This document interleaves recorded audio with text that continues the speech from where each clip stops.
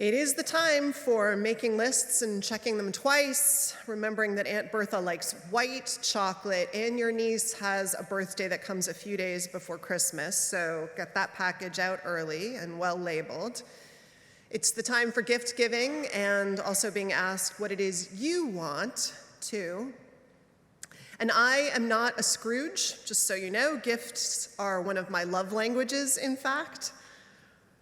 But last year, when all the reveals were done and the fairy dust and the wrapping paper had settled, I experienced a strange feeling of letdown. Gratitude, joy, yes.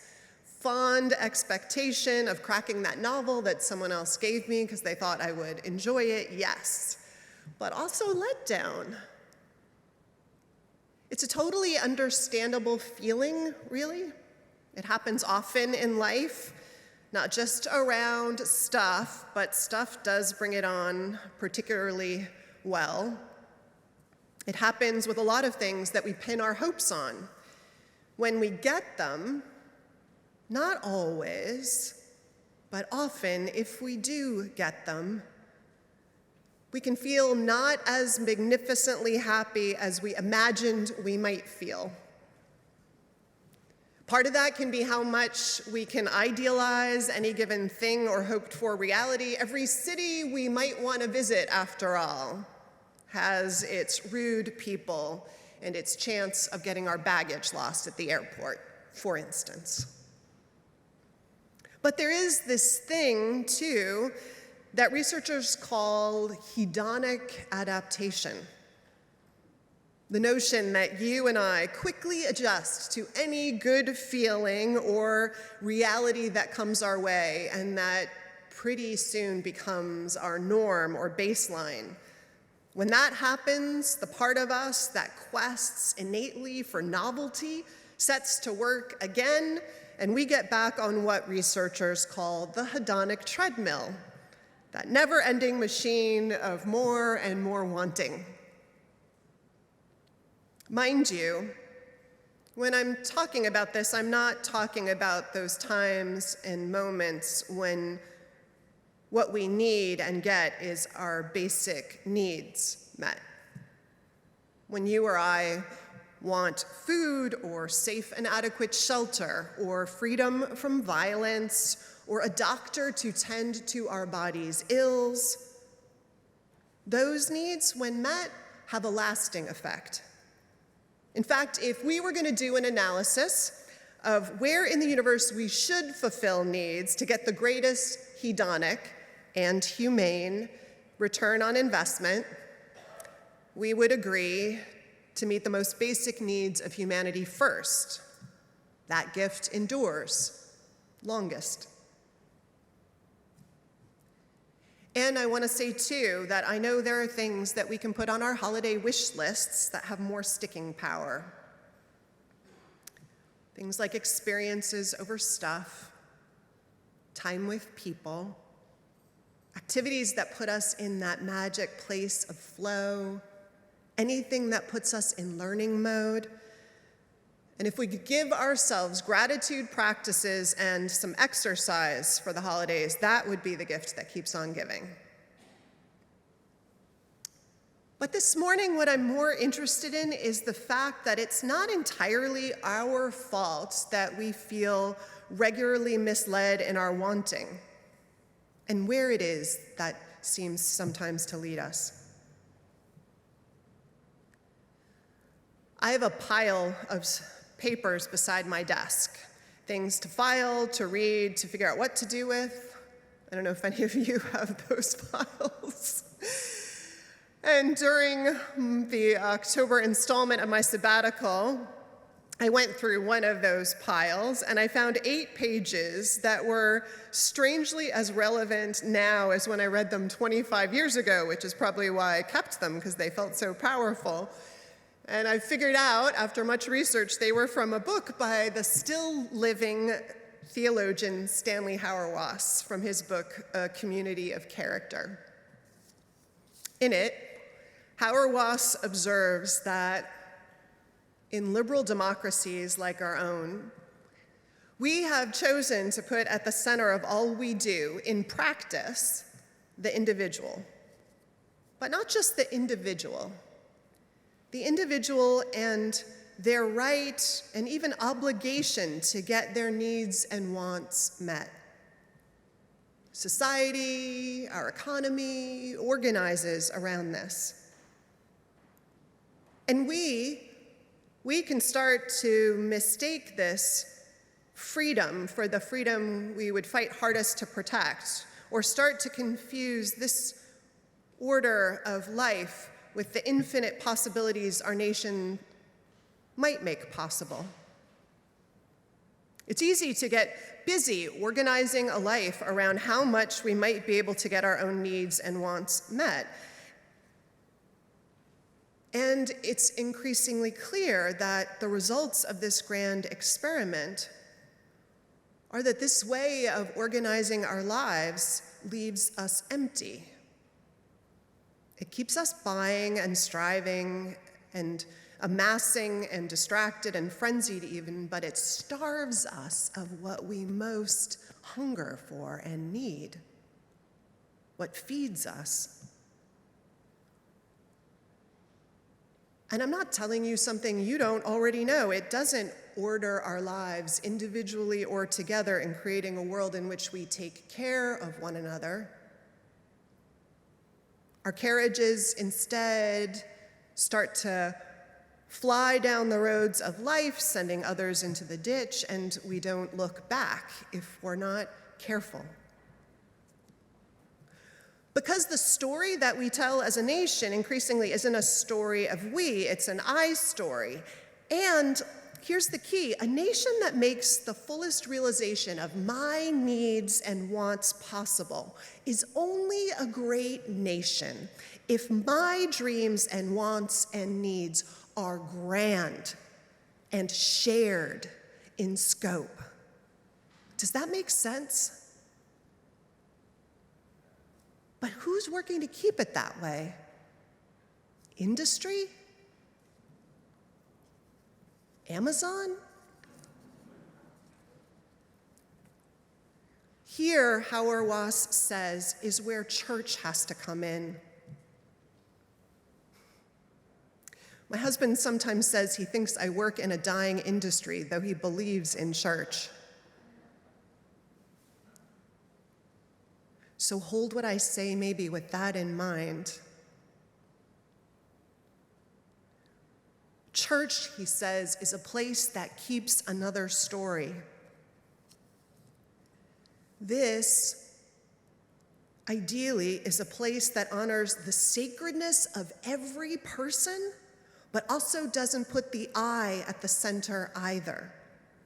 And if that worries you, which as Unitarian Universalists it often does, sets our tyranny of the majority fears and alarms going off, know, please, that Hauerwas' sense of a church that is closest, he's a Christian, to the biblical truths of how we should be together, the ideal, is that it's one that welcomes questioning of inherited truths and traditions, that is judged and known by how well it welcomes the stranger, and in which the gifts, the diversity of gifts that each person brings with them are seen as one of the greatest blessings and surprises of incarnational life together, and that we make use of to incredible good. No one is expendable in this church. But also, it puts a larger story than any of us at the center of our shared work, of our lives here and beyond. Hauerwas thinks story is incredibly important. He thinks a religious community has to be bound by stories of who it is and what it's supposed to be guided by and how it will be together and to what end it is striving. Abandon story, a shared story, and church looks too much like the world, the one that leaves everyone to their own private narrative with all the weaknesses of that mode of living. Also, the narratives he thinks that we need to put at the center of our shared life have to be about ones. that are stepping into the world as it is, honestly, with no easy promises of when we will get to where we are going, but pulled forward by this long vision that generations before and generations to come together have each leaned into the yoke of, realizing that this story is worth generations of shared sacrifice, if that's what it takes to get there. That story for him is the story of the place where the lamb and the lion lie down together, and swords are beaten into plowshares, and all children will have the same life outcomes and de facto protections and privileges, and justice rolls down like water and peace like an ever-flowing stream. It's the story of nonviolence so that where we get to is mirrored in the values and the ways that we get there, never having means justify ends. It acknowledges the human propensity for sin and brokenness, and yes, evil, and our power for self-sacrificial love, anteed up against that evil and brokenness.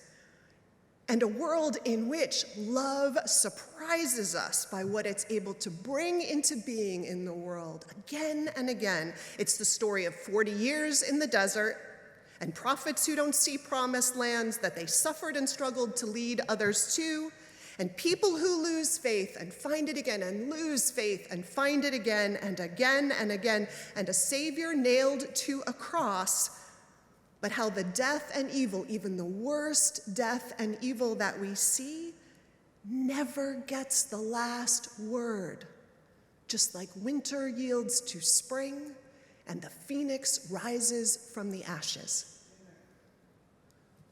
For us, with our broader religious embrace, it's also the story of a prince who gives up his wealth and status to find liberation, and then sets about sharing that liberation with others.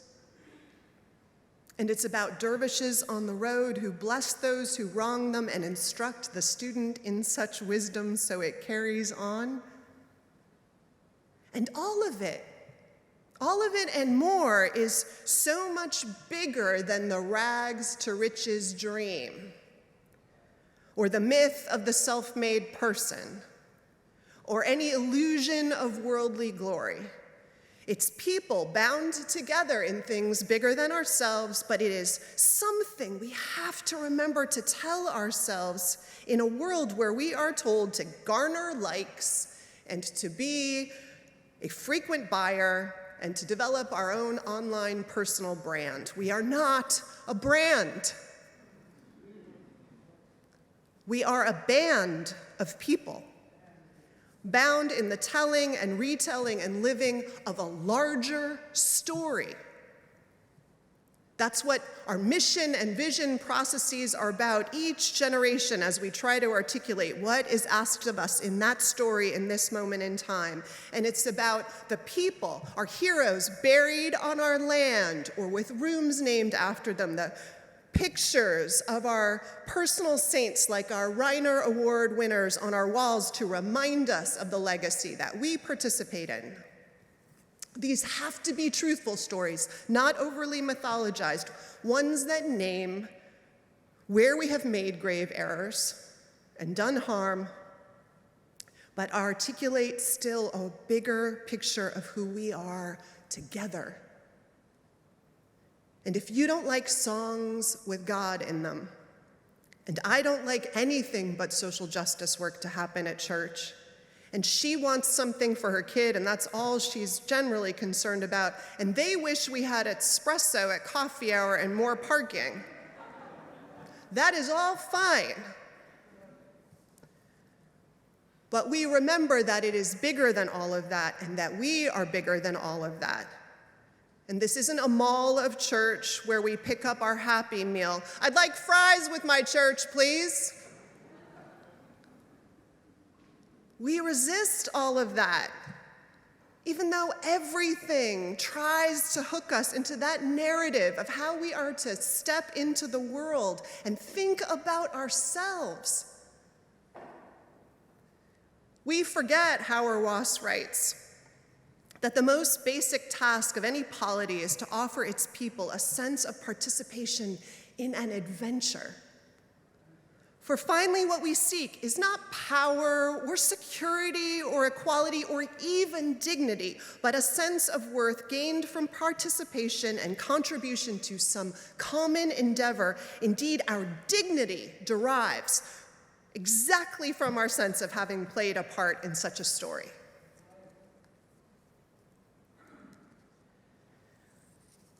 But I know you know this. It just seems sometimes I need to remind myself of it. And I know you know it because the signs are all around us of the story that we all serve and are part of. They are in the memorial service and Civic Center that we will attend this Thursday night, a memorial for our so far 250 unhoused siblings who have died on the streets of San Francisco or while in temporary SRO housing, if they were lucky to get that, as substandard as some of that housing is. It's a memorial where each name will be read, and it's organized in part by the Faithful Fools, a ministry we helped incubate and still support and participate in, and we witness at that event because we don't believe people are disposable, and we don't believe the unhoused are a problem. They are an opportunity to dig deep and fix a world, the world that lets them languish, our world. And our story is the Human Rights Working Group, reflecting on its persistent and visionary work this year and taking time to ask together, and everyone is invited, what we're called to witness and work for this year. And attending to the parts of the human family and of ourselves that are under threat. Our GLBTQI folks who don't have full legal protections still, and our trans kids who are suffering and committing suicide at greater and disproportionate numbers, and women and girls who are in need of abortions and can't get them, and refugees from poverty who need a home that is safe with possibilities for fruition, and people of color who live with violence and the living legacy of oppression who matter, and everyone in need of a safety net.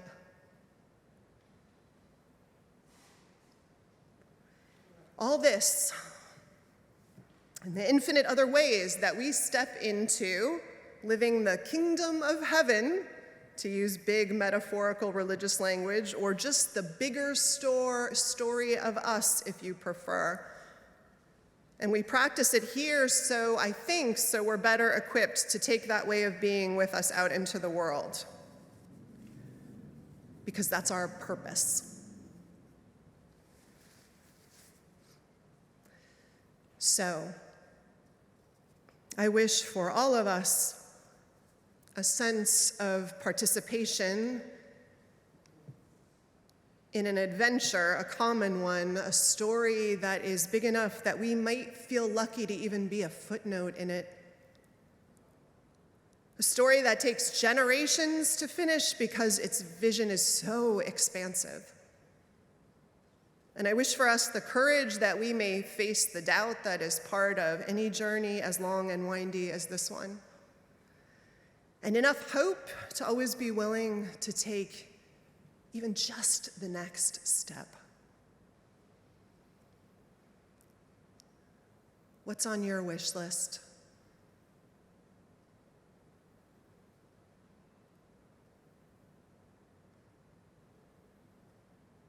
To what we hope for, I say, may all our deepest desires this season be rekindled.